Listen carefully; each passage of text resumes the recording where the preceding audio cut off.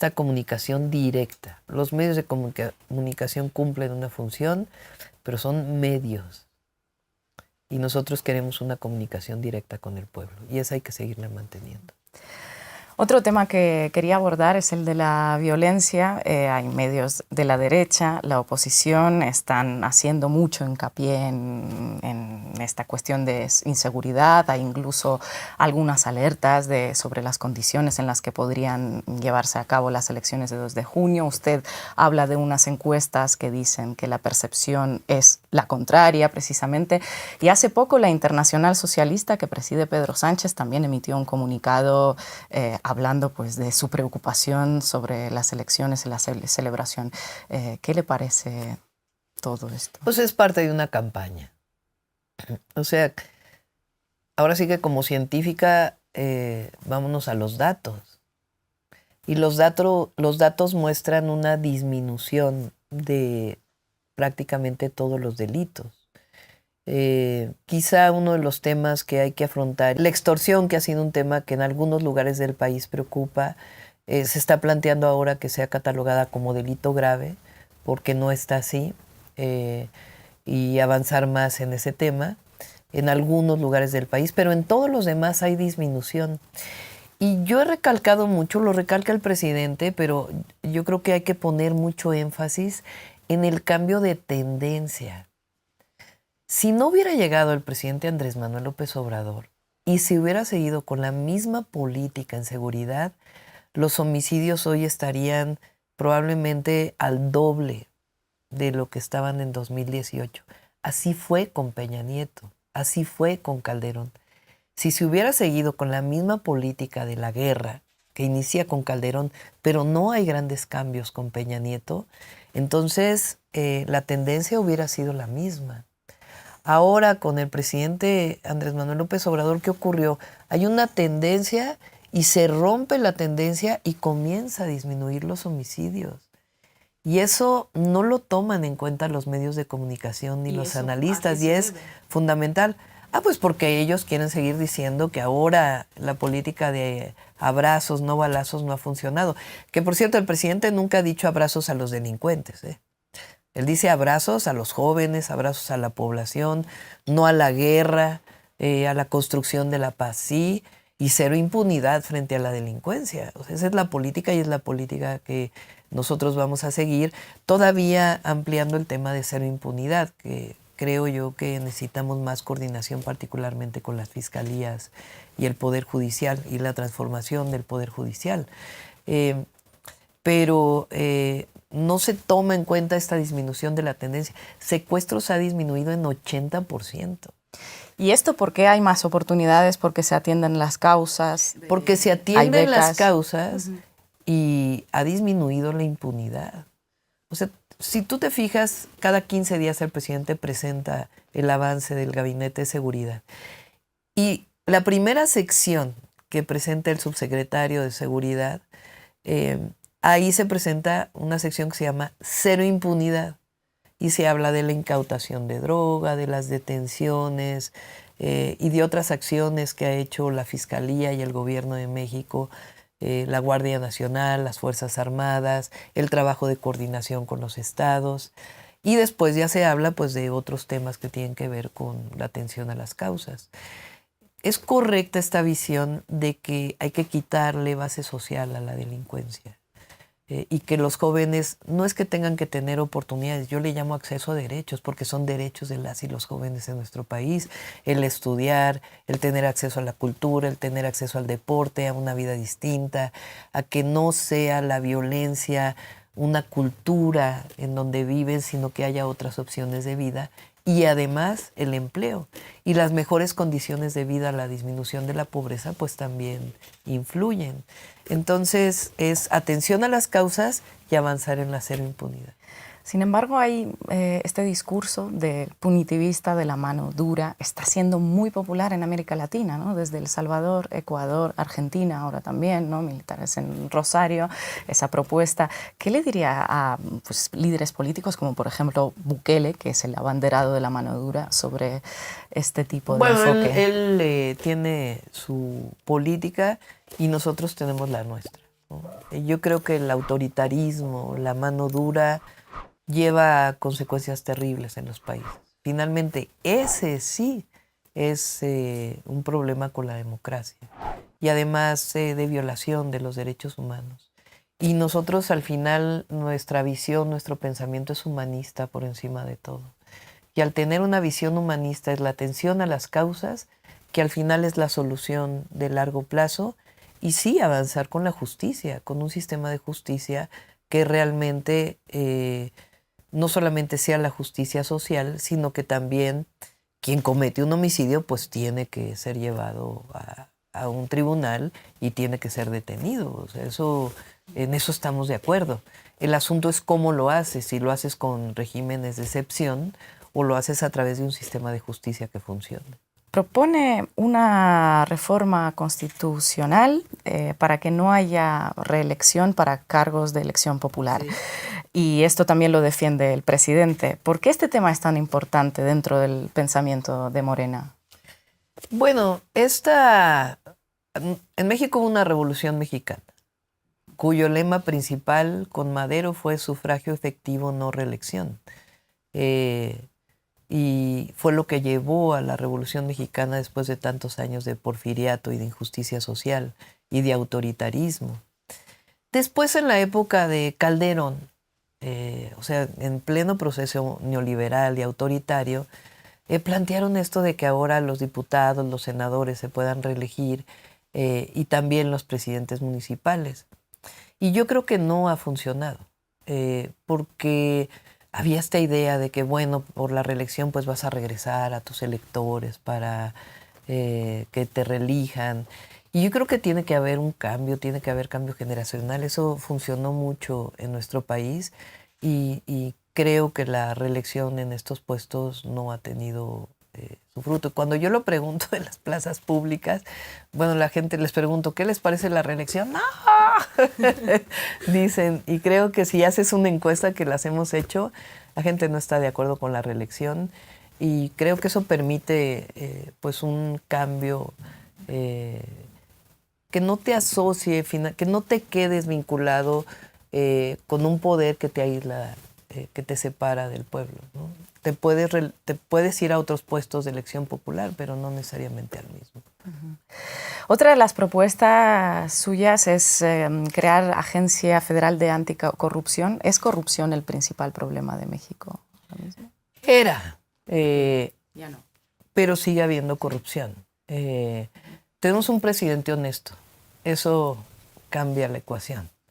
Eso no puedes decir en la historia de México, si te vas para atrás, hay muy pocos casos de honestidad en la presidencia de la República y además durante todo el periodo neoliberal está caracterizado por privatizaciones, por un gobierno vinculado con el poder político y con una enorme corrupción, es decir, hacer negocios al amparo del poder público. México tiene casos, por ejemplo, de privatización de los ferrocarriles, que desaparecieron los ferrocarriles de pasajeros. A mí me tocó ver cómo el ferrocarril México-Cuernavaca levantaban la vía como fierro viejo. Imagínate lo que eso significa en términos del desarrollo de una nación. O casos como la privatización de fertilizantes mexicanos, que privatizan y a los 2 años cierran la empresa y eso se convierte en importación de fertilizantes. Ahí hay una corrupción enorme. Y bueno, el Fobaproa y todos los casos que están asociados a la corrupción. Hoy tenemos un presidente honesto y además con una política de honestidad que ha permitido ahorrar, imagínate tú, 2.4 billones de pesos, millones de pesos que han permitido destinarlos a obras estratégicas que han cambiado el desarrollo económico en nuestro país. Por primera vez el sur-sureste de México está creciendo mucho más que el resto del país. Eso habla de que hay un cambio en la desigualdad profunda porque eran los estados más pobres. Siguen siendo, pero hoy ha cambiado esta circunstancia de que hoy hay crecimiento económico ahí y además hay programas sociales y hay obras estratégicas. Ahora, ¿qué más falta? Pues que no haya corrupción en otras áreas de gobierno, en presidencias municipales, en policías. Nosotros, nuestra meta es cero corrupción. Y por eso esta idea de la Agencia Nacional Anticorrupción, que no genera más gastos, esto hay que decirlo, concentra información de distintas instituciones que te permite presentarlo, sea para hacer impunidad en materia administrativa o penal, si es el caso. Y no fue una idea mía, sino una idea que surgió de mesas de trabajo de especialistas y de consulta con ciudadanos que dijeron, pues esta es una de otras opciones que estamos presentando. Si llega a ganar la presidencia, ¿nos podría quizás adelantar algún nombre de las personas que van a formar el futuro gobierno? ¿Alguien que participó en la encuesta? No te lo puedo adelantar, pero a ver, son, digamos, los perfiles, ¿no? Personas honestas, ante todo, de mucha convicción en el proyecto, y que tengan las dos partes, una, conocimiento del área en la que van a estar, pero al mismo tiempo que tengan amor por el servicio público y amor al pueblo. Si no hay eso, puedes tener un gran especialista en un tema que se le olvida para qué está gobernando. Y el ex canciller Marcelo Ebrard, cuando pidió que se repitiera la encuesta, ¿cómo le sentó a usted? A ver, pues es parte de los procesos, ¿no? Yo no, digamos, le daría demasiada importancia. Yo a lo que le doy importancia es que Marcelo es parte del equipo. Normalmente en la izquierda, en las izquierdas, lo que hay es muchísima división. Y nosotros siempre hemos puesto, el presidente, yo lo aprendí de él, la unidad por encima de todo.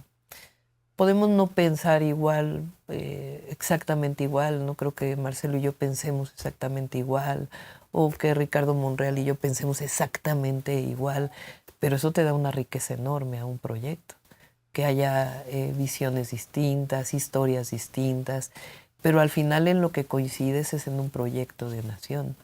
Y buscar esa unidad, incluso con personalidades que antes no estaban con nosotros, porque fíjate, el PRI, que fue el partido de Estado durante tantos años en nuestro país, después el partido del neoliberalismo y de este vínculo con el PAN, porque el PRI no existe solo desde el 21, sino muchísimo antes, que lo denunciamos nosotros. Por primera vez el PRI no lleva un candidato a la presidencia de la República. Eso te da una idea de cómo cambió el régimen en nuestro país, político y profundo. Entonces hay muchos priistas que dicen, bueno, ¿qué pasó? Y no porque no se sientan incluidos, sino porque se dan cuenta que no puede ser que ahí donde había diferencias profundas con el PAN surge contra la expropiación petrolera en nuestro país. Entonces hay priistas nacionalistas todavía, que dicen, bueno, ¿cómo es posible que salgamos con una candidata del PAN a la presidencia y que no tengamos candidato? Entonces se sienten excluidos y se han acercado mucho. A muchos se les han abierto las puertas. Claro, tienen que tener una actitud distinta que la que tuvieron, y a otros no, también. Hay otros que no necesariamente. Pero finalmente no cambia el proyecto, no cambia ni nuestros principios de honestidad, de amor al pueblo, de buscar resultados siempre vinculados con nuestro proyecto, pero siempre buscando la unidad. La unidad porque además nosotros queremos ganar no solamente la presidencia, sino la mayoría en el Congreso. Si Claudia Sheinbaum llega a la presidencia, ¿cambiará algo en las relaciones de México con otros países? A ver, nosotros tenemos una constitución que establece cuáles son los principios de la relación de México con otros países, otras naciones, otros gobiernos y los pueblos. Y el respeto juarista que defiende esa constitución siempre va a estar ahí. Nosotros no tenemos política de intervencionismo, siempre de respeto, y al mismo tiempo una política que marcó la historia de México de solidaridad con la democracia y con el autoritarismo. Por cierto, lo que pasó ahora en Ecuador es inconcebible, inconcebible. Ni con Pinochet llegó a pasar eso. México jugó un papel fundamental con la Guerra Civil Española, en donde muchísimas personas de América del Sur vinieron a México y además permitieron el enriquecimiento cultural de México intelectual de manera muy importante en la academia. Y esta cosa de asaltar una embajada es inconcebible. ¿Habría roto usted las relaciones Sí, diplomáticas? por supuesto, por supuesto. ¿Y De qué tiene hecho, que suceder lo ahora? pensé y cuando lo dijo el presidente dije que bueno, sí. ¿Y para un restablecimiento qué debería pasar? No, bueno, tiene que haber una sanción a lo que ocurrió. Porque si lo hace Ecuador, lo puede hacer cualquier país. Y eso tiene que ser sancionado. No puede ser que eso pase como si nada. Entonces, para haber un restablecimiento de esas relaciones, pues tiene que haber un reconocimiento de que hubo un error. Y además que el derecho de asilo también es pues un derecho internacional. ¿Las embajadas mexicanas seguirán siendo abiertas para...? Sí, y también algo asilar? muy importante, tenemos que seguir fortaleciendo los consulados mexicanos para la atención de los mexicanos en Estados Unidos particularmente, atención de sus derechos, de evitar la discriminación, la violación a los derechos humanos y todas las facilidades que requieran para su vínculo con sus familias en México. ¿Donald Trump o Joe Biden? ¿Quién sería Pues mejor eso lo va a para decidir México? el pueblo de Estados Unidos, no me Para toca México. no me toca a mí decidirlo, eso lo va a Como decidir un el aliado. pueblo de Estados Unidos, lo tienen que decidir ellos. Pero siempre vamos a mantener nuestra dignidad, nuestra soberanía, el respeto a México, nunca agachar la cabeza, nunca una relación de subordinación. Hoy somos el principal socio comercial de Estados Unidos y en esa defensa vamos a buscar buenas relaciones de comunicación, de amistad. Y en el tema de migración siempre vamos a insistir que la mejor política es la cooperación para el desarrollo. ¿Y con España seguirá habiendo esa suerte de pausa en las relaciones diplomáticas? Bueno, hay que destacar que van a ser buenas relaciones, pero poner siempre que México es un país independiente, soberano, que ya no somos colonia ni protectorado de nadie. Y como presidenta me va a tocar defender siempre la soberanía de nuestro país y al mismo tiempo la buena amistad con todos los pueblos. Ahora está el tema del perdón. Yo creo que tiene que venir también de España un reconocimiento de México. Yo hice una crítica al presidente español con esto que mencionas de la Internacional Socialista que se presentó diciendo que México había una condición muy difícil para el desarrollo de las elecciones. Después hubo una aclaración por parte de la embajada que no se dijo en particular para México, sino que era una cuestión para todo el mundo. Y luego también este tema, primero de Iberdrola, que finalmente esto se ha prácticamente resuelto, aunque todavía quedan ahí algunos temas pendientes. Pero cuando el presidente de México llama al perdón, el Papa Francisco, que ya lo había hecho previamente la Iglesia Católica, sin problema dice perdón por la Inquisición y por el trato a la cultura previa a la conquista y a los indígenas en México, que hubo masacres terribles, la del Templo Mayor, la de Cholula, y después, posteriormente, durante la conquista, un trato terriblemente discriminatorio. Y en España esto parece que causa un resquemor tremendo.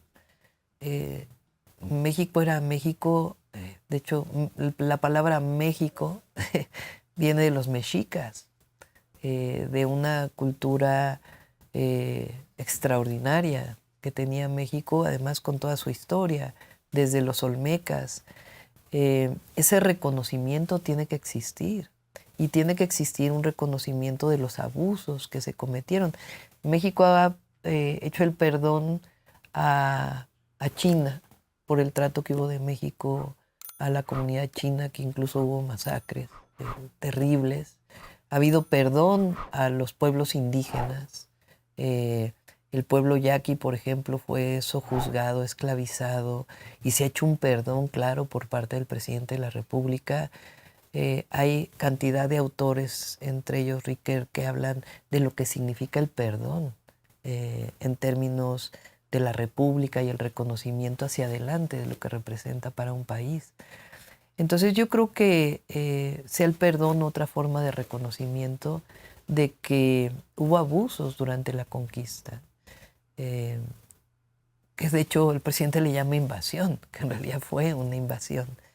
Entonces, reconociendo, digamos, que hoy somos una sociedad pluricultural y que hubo una mezcla de culturas, no fue el encuentro de dos mundos, fue un encuentro agresivo, una invasión.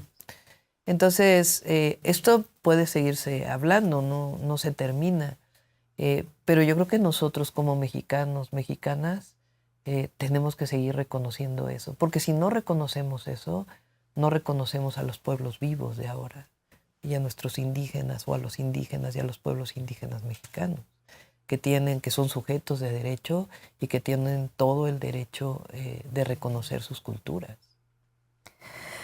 Lo primero que hará Claudia Sheinbaum si se convierte en presidenta de México. Es una buena pregunta. A ver, ahora estoy concentrada en ganar la elección. Es de aquí al 2 de junio. Después va a venir un periodo de transición.